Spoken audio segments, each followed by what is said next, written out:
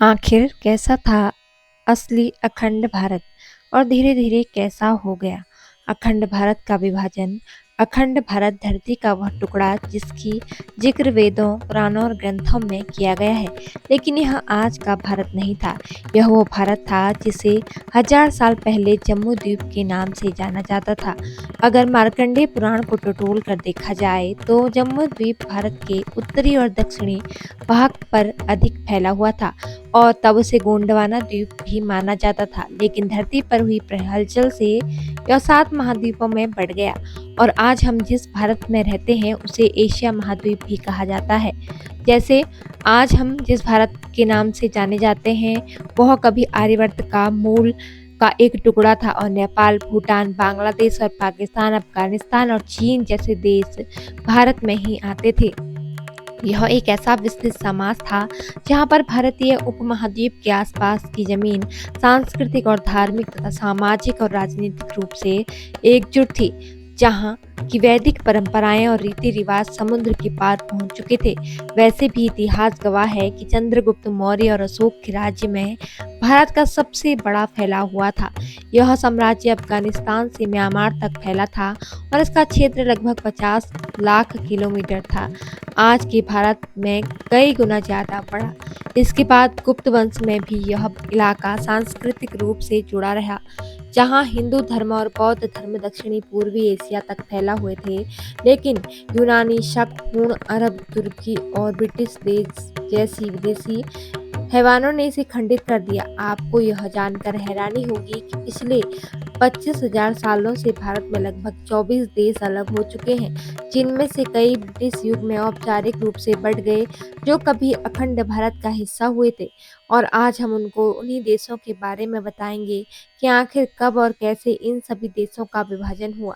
अफगानिस्तान महाभारत से जुड़ा हुआ देश। अफगानिस्तान वह धरती है जहां इस्लाम कट्टरपंथियों और जिहादियों ने अधर्म का नंगा नाच किया हुआ था। लेकिन एक समय पर अफगानिस्तान की धरती पर सनातन धर्म का गौरवशाली इतिहास लहराया करता था।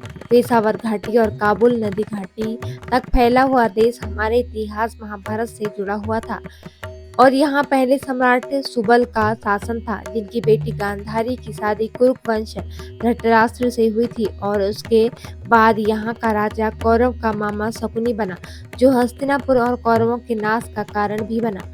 सिंधु घाटी सभ्यता अफगानिस्तान से तब से जुड़ी हुई है जब यहाँ का नाम गांधार था। तब यहाँ पर सबसे पहले सिकंदर ने आक्रमण किया। इसके पहले बदले में गांधार भूमि के वीरों ने सिकंदर को नाकों चने चबाने के लिए मजबूर कर दिया।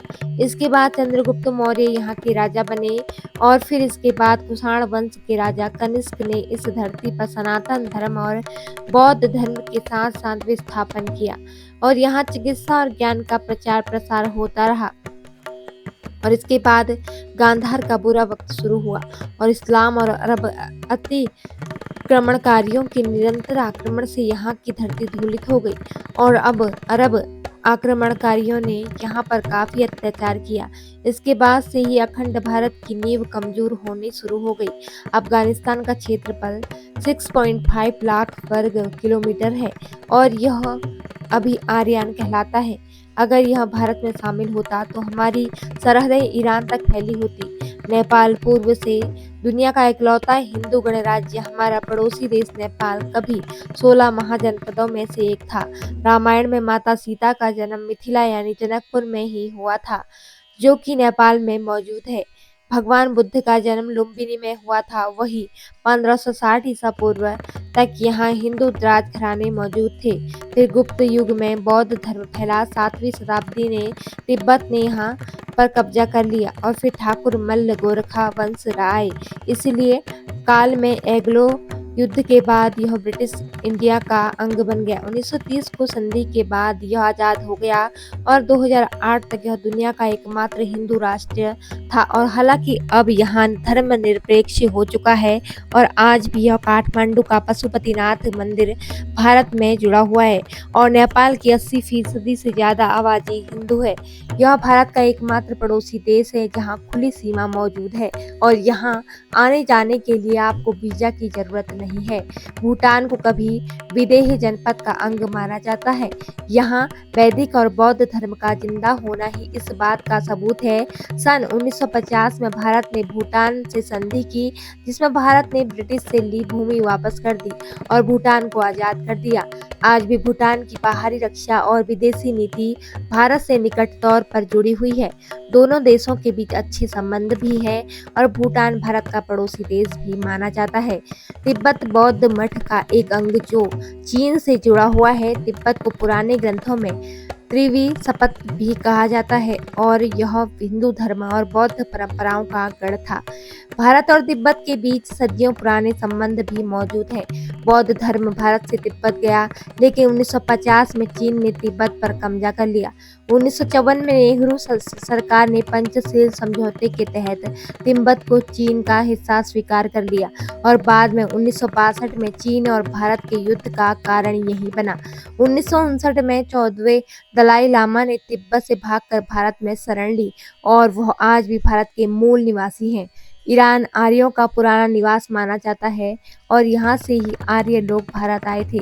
7वीं सदी में अरब हमलावरों ने ईरान पर कब्जा कर लिया और इस्लाम धर्म का प्रचार किया और यह भारत से अलग हो गया। कंबोडिया, जहाँ दुनिया का सबसे बड़ा और विशाल हिंदू मंदिर आज भी मौजूद है, कहते हैं कि कंबोडिया भी हिंदू धर्म और भारतीय परंपराओं से अछूता नहीं रहा। यहाँ पर एक से बढ़कर एक हिंदू धर्म मंदिर और बौद्ध मठ आज भी मौजूद हैं।